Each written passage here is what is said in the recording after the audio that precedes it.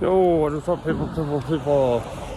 So, I don't think I've actually mentioned this, but a little while ago, I did, it all started kind of with, me, getting connected with this, guy who's writing a series of articles for the Globe and Mail on, addiction. And so, he had gone to school with my mom, like, university back in the day, and the guy seems to have a serious soft spot for people afflicted by addiction, and also a serious wealth of admiration for people who have, if not overcome it, at least are trying to overcome it. And so initially, I got set up with him to tell my story, and then we had a couple minutes left at the end of the interview. So we started talking psychedelics. I told them about that crazy DMT trip where the entities told me that they knew me and my life was a simulation and yada yada.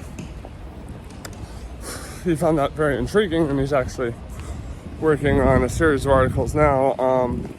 And this is not just because of me. This is because of the person he hooked me up with,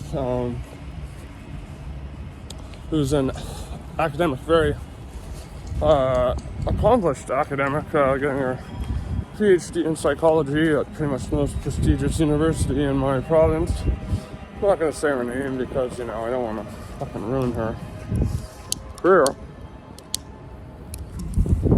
She's very cool though, and she interviewed me, because she really wanted to do human trials with psychedelics. I actually got her to try 4-ACO DMT. Haven't heard from her in a while. One of my friends goes to school with her as well. But I imagine someone with her caseload is probably, pretty occupied. They're up to her eyeballs in fucking papers and shit. But me and her, we chatted because she's looked into the treatment element of psychedelics regarding addiction far more than I have, and there's a bunch of half decent papers that were published kind of around the 50s, and the guy who started AA, what's his name, Jim something, he supposedly had transformative experience on belladonna, out of all things, and so developed the models around essentially an LSD trip, which I think gives it a lot more sense when looked at in the context through that lens than instead of just the whole higher power thing. God damn, these papers suck.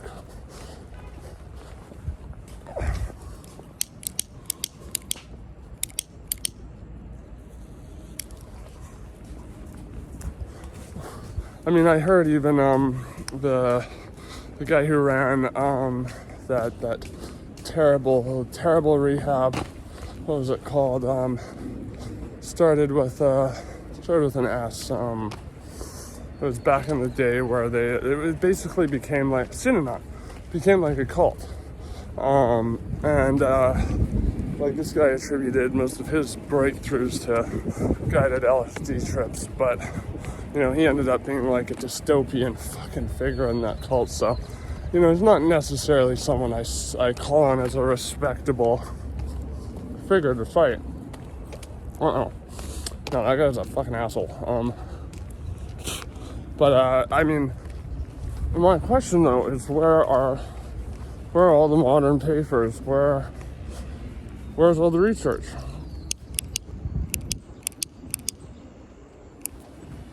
I'm sure good luck getting it.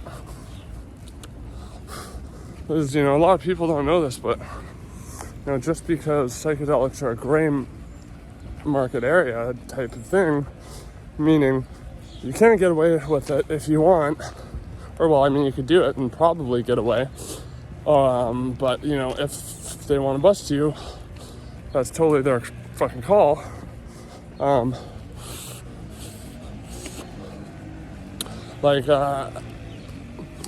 That's the problem, since it's it's all still more illegal than heroin or cocaine or anything like that. Anything that's actually addictive and way worse. And because of that, like therapists, stuff like that, who are going kind of rogue, and they're doing sort of after hours treatments for people, but there's no way any of the research on that is going to see the light of day. No way. Unfortunately. Even if it does, that is exactly what a peer review panel needs to completely pick it apart at the seams without actually having to do anything. Just go, there's borderline illegal gray area nature to this. This wasn't officiated by the government on any grounds. That's all you need to discredit a paper. And what is a peer review panel looking to do? Credit or discredit a paper. So it's unfortunate because a great deal of anecdotal research to say that this genuinely helps. I mean, hey, even at my job, I get to see people who, I remember one fellow who had the complexion of one of those drug addicts who has been using for a couple of decades, where you can see it's it's almost like someone took a dentist drill and just slowly carved their cheekbones down to being really sharp. Had a really gray sort of pallor to them. And every now and then you'd show up. Where are you playing, Jimmy, baby? He would be beaten up, full on, someone fucking stomped his ass. But he wouldn't bat an eye. Not could bat an eye when it's all swollen shut. But then once he was oh, fuck, is that acid, man? You guys got acid? I haven't done acid since I was a kid. And you're yeah, man, fucking, so some hit. Fucking, the guy, he's coming back, and each time he comes back, every week, looks better. His complexion is getting some color. Not looking beaten up anymore. And, now he's exploring what other psychedelics are out there, and and telling us these riotous stories about him just going fucking crazy with his friends on acid. And you could tell that it was rewiring how his brain was set to run at that moment in time, or at least how it previously was, where it was seen opioids as the prime dietary staple that must be over all other things secured. But there's also, and this is again why it's frustrating that there's not actually medical scientific evidence on this, but except for on lab rats, but that's lab rats, so you can only begin to build a very speculative argument.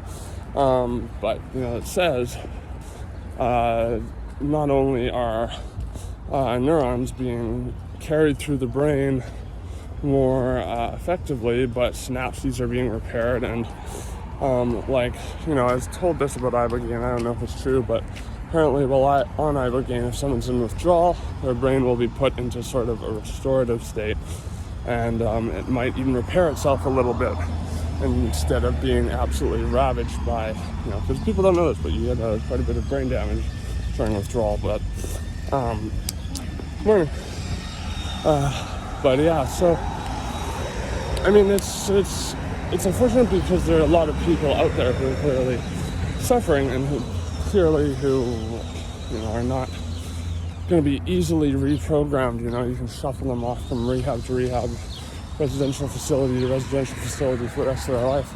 it's not going to do anything if you're not, like, that's the problem with, when I was an addict, I needed something tangible. I needed, like I remember, for me, some of the hardest parts getting off of hard drugs is the post-acute withdrawal symptoms. Not a lot of people talk about them, but they're essentially like a very bad depression you get after you have gone through acute withdrawals. I'm going to grab this light.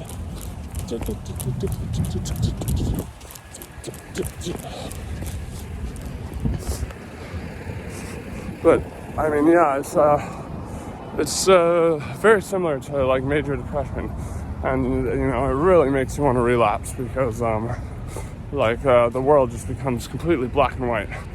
It's just drained of color, devoid of fucking color.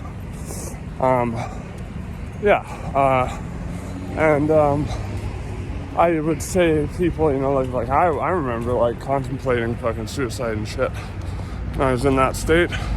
It's not a nice place to be, but yeah, like I think if properly studied and implemented, I think certain people, people who aren't dealing with, a concurrent disorder that, means they have something that can potentially cause psychosis, mania, bipolar, schizoaffective, schizophrenia, that kind of thing. Those people should not be taking psychedelics, period. Even smoking weed.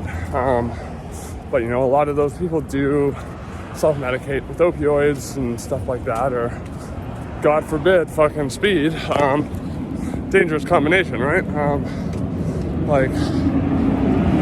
Those people, I would say maybe, there should be certain clauses that make them exempt from such offerings, but I think on the other hand there are a host of people who could benefit not just from those like purported potential physical, neurological, neurochemical effects, but from the introspection and also also going back to those neurochemical effects, that serotonin release during those post-acute withdrawal symptoms, for one, is going to help make them a lot more bearable. But what I think it's also going to do is it's probably going to get the brain to start generating some of its own serotonin, or at least getting acclimatized to having serotonin present again. This is not even like beginning to touch on like therapeutic values and all that. I believe you could probably come down to the root, the root trauma, whatever is driving this person's addiction, by doing something like, LSD, psychotherapy. And I think, there are a lot of people who say they're immune to talk therapy. And, I can't definitively say if that's true or untrue, but I kind of feel like in a way I am, because I've done it for so long and I didn't really reap any results. I didn't really feel like I actually was unburdened until after I started doing psychedelics during talk therapy. But, there's a range of possibilities, but I think right now, any area needs it more than another, it's probably psychedelics. Fear of death treatment, I think, is very important, and that's one of the more proven ones, but since there is already proven research on that, addiction is an epidemic in itself, or, it's more a pandemic because it's ever present, but, opioid epidemic, stuff like that, it's not going anywhere, unless we do something about it. And, people are talking about legalizing heroin and shit, which I don't necessarily disagree with. I think it might be too late, but, it's just crazy that people are completely bypassing all these other options. This all, I think, largely still because of that very rigid scheduling and the stigma that continues to surround stuff like that. I think it's tragic, and I think it's a waste of. I think we're wasting time. I think it's going to be an inevitability. I think we are going to get there eventually, but the amount of lives we could save over the time that we're not doing it think about that, right? But yeah, no, anyways, that's just a little seed I want to plant in everyone's brains, because there could be a lot of good being done, but, unfortunately, nada. Anyways, I'm gonna go now. Bye-bye.